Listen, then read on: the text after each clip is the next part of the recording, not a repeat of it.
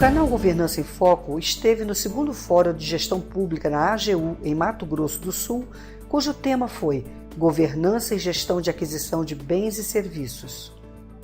Assista agora a palestra Proposta de Alteração da Lei 8666, de 21 de julho de 1993, com Djalma Peçanha, Auditor Federal de Controle da CGU-MS. Coube a mim fazer alguns comentários sobre essa nota técnica emitida pela Diretoria de Planejamento da Controladoria Geral da União. Essa nota técnica, ela já é de conhecimento público, ela encontra-se já na internet, já foi alvo até de uma reportagem da revista Época, onde a CGU dá sua singela contribuição para algumas melhorias da nossa Lei 8666. Assim como o nosso Controlador-Geral do Estado, o senhor Carlos Girão, já comentou, existem vários projetos de lei, tanto no Congresso Nacional, tanto no Senado Federal, quanto na Câmara de Deputados, onde tenta-se melhorar a Lei 8666, uma lei já antiga, né?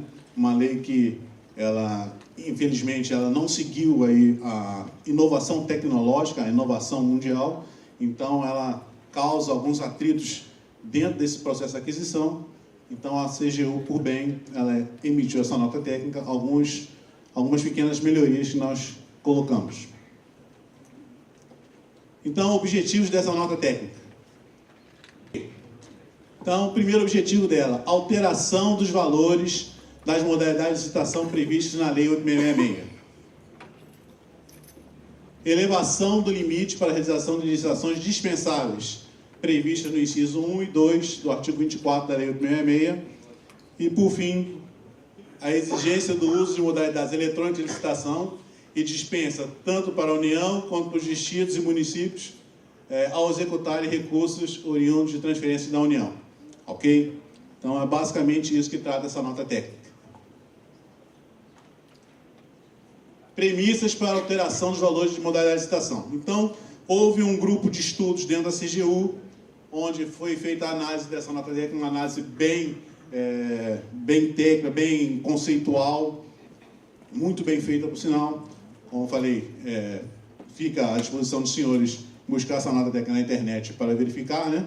Onde foi colocado o seguinte: primeiro, grande problema da Lei 8666, a manutenção desses valores da modalidade de licitação por quase 2 décadas. Esses valores foram alterados na Lei 9.648 de 1998 e são bem conhecidos de todos nós, né? Então, está aí os valores que vigem atualmente na Lei 866, onde coloca lá a questão de aquisição de obras e serviços de engenharia, compras e outros serviços, nas modalidades convite, tomada de preço, concorrência, onde estão ali os valores muito bem conhecidos por todos nós. Não é a minha intenção, nem é o caso, eu ficar aqui lendo artigos da lei, né, algo que, como eu sempre falo em todas as palestras que eu ministro, né, a lei é para ser consultada. Tá? Outra premissa para a alteração da lei: a prerrogativa dada ao Poder Executivo de promover a atualização atual desses valores. Essa prerrogativa está onde? No artigo 120 da Lei 866, ela permite isso, né? Então, no artigo 120 da Lei 866, ela coloca lá: os valores fixados por essa lei poderão, né, é uma faculdade dada ao chefe do Poder Executivo, ser anualmente revistos pelo Poder Executivo Federal, que os fará publicar no Diário Oficial da União, observando como limite superior variação geral dos preços do mercado no período. Ou seja, anualmente, o chefe do Poder Executivo pode alterar esses valores de modalidade de licitação, tendo em vista a variação do IGPM do período. Tá? E, por fim, a terceira premissa para a alteração desses valores foi a alteração dos valores de modalidade de licitação já realizados por ente federativo, no caso do Estado de Mato Grosso. Desculpa.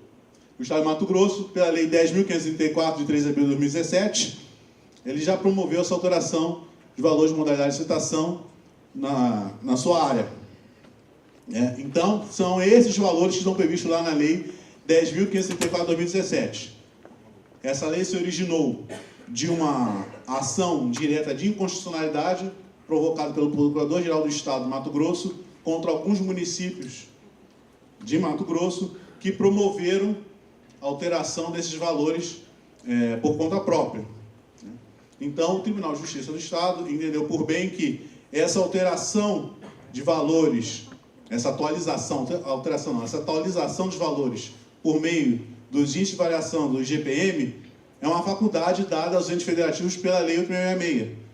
A Lei 8.666, nós temos que entender que é uma lei geral de licitações, onde a União traça as normas gerais e os outros entes federativos podem, dentro das suas peculiaridades, fazer alterações específicas. Então, os municípios promoveram essa alteração, gerou-se essa ação direta de inconstitucionalidade e não foi aceita essa ação direta de inconstitucionalidade. O Tribunal de Justiça declarou que os municípios poderiam fazer isso, e também foi chancelado pelo Tribunal de Contas do Estado do Mato Grosso.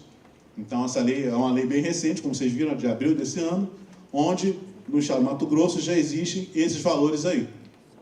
São bem maiores que os valores presentes na Lei 8.666.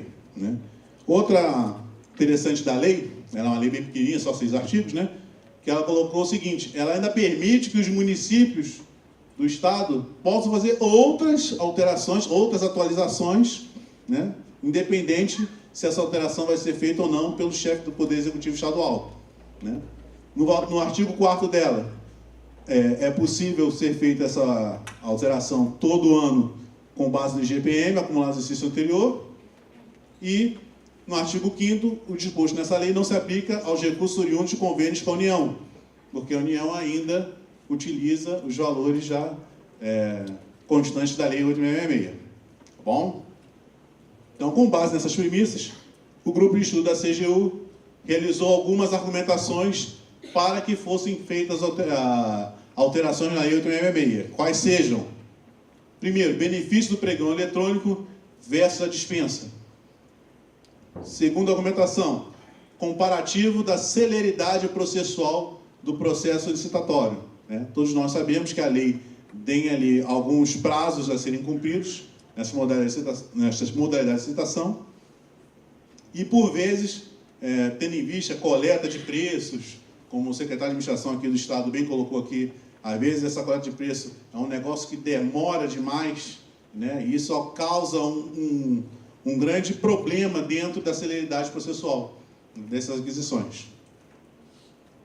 O impacto da elevação do limite de dispensa sobre as demais modalidades, o que pode acarretar a atualização do valor de dispensa sobre as demais modalidades de licitação. Comparativo dos limites de despesa com as estatais. Existe uma lei federal específica para a lei das estatais, onde lá prevê outros limites de dispensa de licitação. Então, foi feito também esse comparativo. E, por fim, evolução dos custos pessoal na administração pública, que impacta deveras no processo de aquisição de licitações. Então, do benefício do pregão eletrônico versus a dispensa. Então, como eu falei, foi feito um estudo dentro desse grupo de estudo, foi feito correlações estatísticas, que eu não vou trazer aqui. Tá? Não é a ideia essa. A ideia aqui é trazer aqui os resultados desse estudo. Tá bom? Então, tendo em vista isso, o que aconteceu? A equipe verificou que o custo final dos processos realizados por meio do pregão eletrônico é cerca de 10 vezes maior que o custo realizado por meio de dispensa de licitação, com base em quê? Um estudo realizado pela Fundação Instituto de Administração da USP em 2006. E que esse estudo da USP, ele também corrobora as conclusões apresentadas pelo estudo realizado na CGU, presente nessa nota técnica. Tá? Então, lá dentro dessa nota técnica, existe lá um estudo bem detalhado de correlações estatísticas, verificando a questão de licitações superavitárias ou deficitárias, comparado com os seus custos, onde tanto o pessoal da CGU, junto com o pessoal da USP, chegam à mesma conclusão, que a licitação realizada por pregão, ela é mais custosa que uma licitação realizada pela dispensa de licitação. E isso justificou uma das argumentações desses grupos de estudo da CGU, ou seja, o aumento do limite de dispensa presente na Lei 8.666. Outra argumentação, comparativo da celeridade processual, né? Então, foi verificado pela CGU que em 2016, 7.716 pregões eletrônicos, com valores abaixo de R$550 mil, produziam um atraso de 960 mil horas nos processos realizados e comparados à execução por dispensa de licitação, considerando apenas a fase externa. O que acontece? A dispensa ela é um processo bem mais célere. Então, quanto o pregão, não. O pregão ele demanda o quê? A questão de elaboração de edital de licitação, nomeação de equipe. Não que a dispensa não precise de uma nomeação de uma equipe, mas comparando o processamento da dispensa de licitação com o processamento do pregão eletrônico ou pregão presencial, a dispensa é um processo bem mais célere. Outro detalhe, a celeridade da contratação por dispensa tem a questão da desnecessidade de elevação de carta convite ou edital de licitação. Então, chegou-se também à conclusão que a dispensa, em termos de custos para a administração pública do processo licitatório, ela é bem melhor que a execução do pregão. Outra argumentação, o impacto da elevação de limites da dispensa sobre as demais modalidades, né?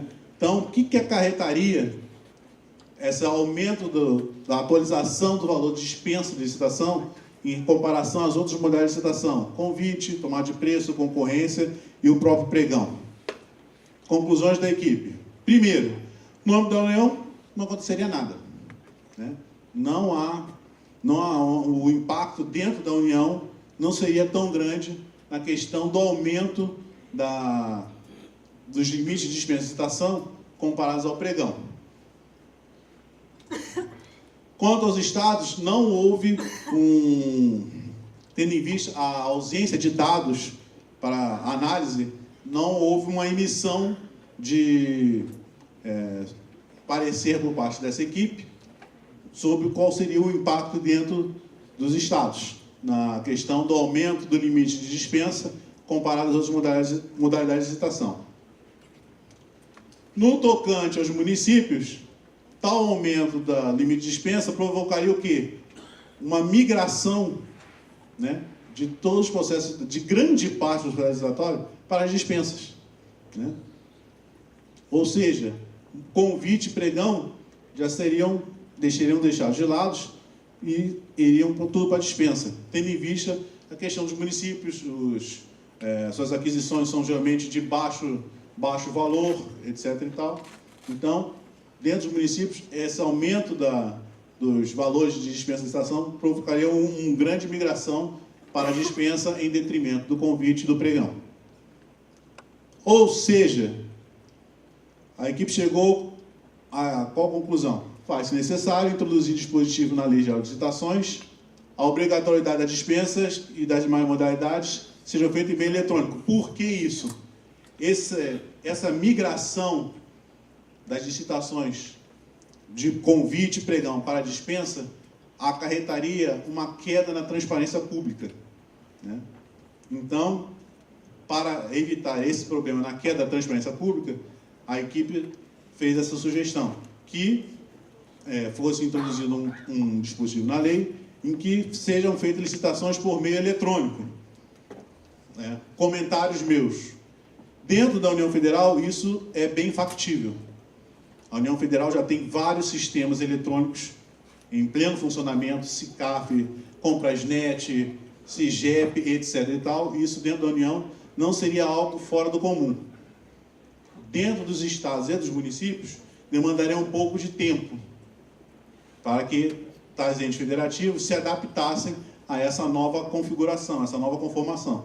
Tanto é que, na sugestão que está ao fim aqui da nossa apresentação, que eu vou colocar aqui, a equipe fala que, na questão dos municípios do estado, coloca mais ou menos a questão de um ano e meio, para que esses entes federativos se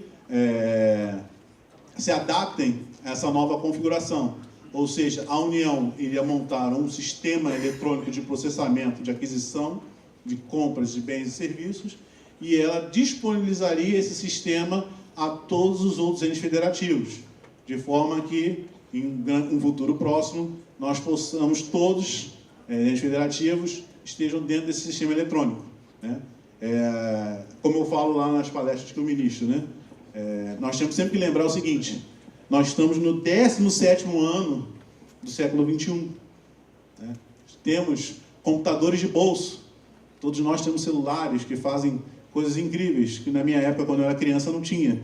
Então, essa questão da atualização dos valores da modalidade de licitação, essa questão de um processo de aquisição eletrônico, ela não é algo fora do comum, fora do normal, né? É uma evolução, muito pelo contrário, uma evolução gradativa da administração pública na questão da eficiência das aquisições de bens e serviços, né? Até o motivo do nosso fórum aqui hoje. Ok?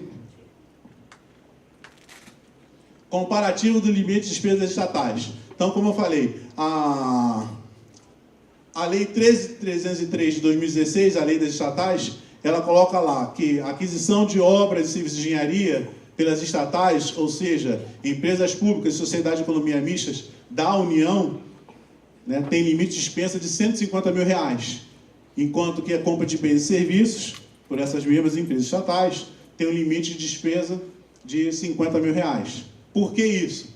Tendo em vista o princípio constitucional da eficiência, né? Então, existe esse dispositivo nessa lei, né, com vistas ao atendimento ao dispositivo da eficiência, que coloca esses limites díspares da Lei 8.666. Só que a equipe da CGU chegou à conclusão seguinte: não há necessidade que esses limites sejam díspares, se houver essa atualização dos valores da modalidade dispensa e de pregão e das outras modalidades de licitação, né? Tendo em vista que os outros princípios constitucionais, ou seja, legalidade, impessoalidade, moralidade e publicidade, continuariam a ser preservados, além do princípio da eficiência. Então, essa atualização dos valores da dispensa e das outras modalidades de licitação, como eu gosto muito de falar, né, tornariam letra morta esse dispositivo da Lei 13.303 de 2016, onde não haveria mais limites de dispensa para aquisição de obras, serviços de engenharia, de compra de bens e serviços, diferentes entre essa lei e a Lei Geral de Licitações, que é a Lei 866 de 1993. Finalizando, a questão da evolução dos custos de pessoal de administração pública, né? Então, a equipe coloca o seguinte: a maior parte dos custos de processos licitatórios se refere à dedicação de mão de obra. Que dedicação é essa? Os servidores que estão afeitos ao processo de licitação. Desde o momento da solicitação pelo órgão na aquisição de compras até o final da licitação. Nós temos vários servidores dentro desse processo, né? E os seus salários, né? Uma relação salário e tempo despendido dentro da licitação geram os custos desse processo licitatório. Eu até digo mais, que existiriam outros custos que a gente poderia colocar nesse negócio, né? O custo da luz que o cara está usando, o custo do computador, o custo do cafezinho, né? Mas é claro, tendo que vista que esses custos são custos assim espalhados dentro do órgão público, né? Eles não foram objeto de estudo dessa equipe. Ela se firmou mais dentro dos salários, né? E qual o problema aqui? Uma política vigorosa de reajustamento dos vencimentos vencedores dos servidores nos últimos 20 anos no âmbito da União elevou deveras os custos dos processos licitatórios dentro desse ente federal. Tá bom? Ou seja, o aumento do salário dos servidores aumentou também os custos do processo licitatório, né? Então, esse é um custo que é difícil de você retirar, né? Não tem como você diminuir o salário do servidor, né? Então, você tem que diminuir aonde? No tempo. O tempo despendido pelo servidor dentro desse processo licitatório.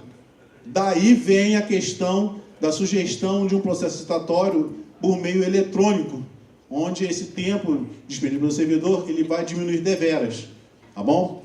Coloco também um outro eixo também, a capacitação desse servidor afeito ao processo licitatório.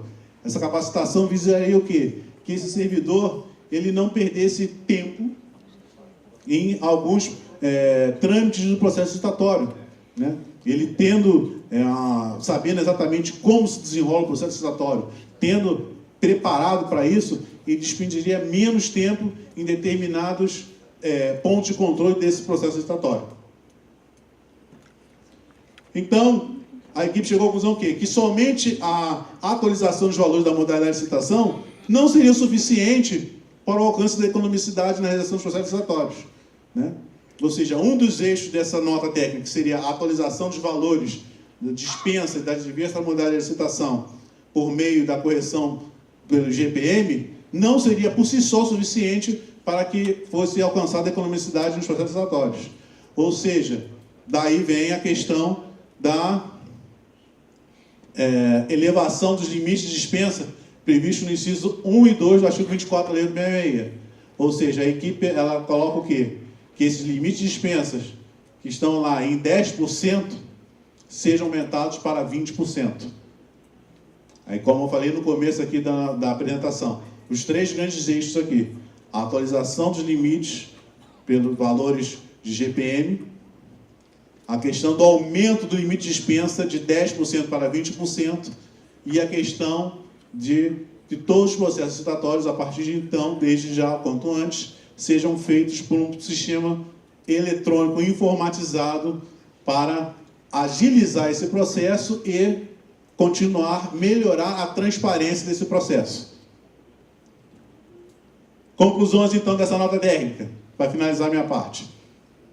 1. Emissão de um decreto por parte do chefe do Poder Executivo, alterando os limites de licitação das modalidades previstas na Lei 866, com os seguintes valores, conforme correção do IPCA acumulado entre junho de 98 a maio de 2017. Então, seriam esses novos valores que seriam previstos dentro da Lei 866 para as diversas modalidades de licitação. Está ali, convite, R$ 495.241,26, tomada de preço, R$ 4.952.412 e assim por diante, né? Isso para obras e serviços de engenharia. E para compra e serviços não referidos no inciso anterior, aqueles outros valores ali. Tá? E a proposta de alteração da lei. Gente, entendo que a letra está pequenininha, tá? Entendo isso, entendo que a gente não vai ler, mas essa proposta aqui, ela consolida as alterações da lei com base naquelas três eixos que eu coloquei lá na frente. Ou seja, atualização dos valores da modalidade de licitação, conforme os índices do IGPM acumulados nesses mais de 20 anos, aumento do limite de dispensa de licitação de 10% para 20% e, finalizando, o processamento licitatório por um sistema informatizado, né, para que se diminua o tempo gasto dentro desse processo licitatório e também continue melhorando a transparência do processo para todos. Correto? Essa breve apresentação foi baseada nessa nota técnica. Está ali o endereço dela. Essa apresentação está aqui disponibilizada aqui para quem quiser, né? Com isso, eu fecho a minha parte. Vou passar para o senhor diretor Akutagawa, diretor de gestão da CGU, onde ele vai falar algumas coisas sobre processos licitatórios no âmbito macro, né, dentro do âmbito federal, algumas outras proposições da CGU, e gostaria de finalizar minha parte, mais uma vez, deixando uma pequena mensagem que eu sempre coloco nas minhas apresentações, né? Primeiramente, parabenizar aqui o evento, um evento muito importante na minha pequena e singela concepção, né? Essa troca de conhecimento entre os diversos órgãos de administração pública, né? E lembrar o seguinte a todos nós aqui, né? Lembrar que todos nós aqui, nós não somos um fim, nós somos meio, né? Como falei lá no pessoal do Estado, já falei com o pessoal do hospital, que estão alguns presentes aqui, já sabem, talvez vou falar, né? Que todo esse aparato aqui montado, esse que vos fala, os senhores que estão aí sentados aí, né? Todo esse aparato, nós somos meio, nós não somos fim. O fim é o que? É o bem público. O fim é o cidadão que está lá fora, que demanda um bom transporte público, que demanda um bom serviço de saúde, que paga impostos, né? Que tem as suas obrigações. Então, nós temos que lembrar sempre, nós somos servidores públicos.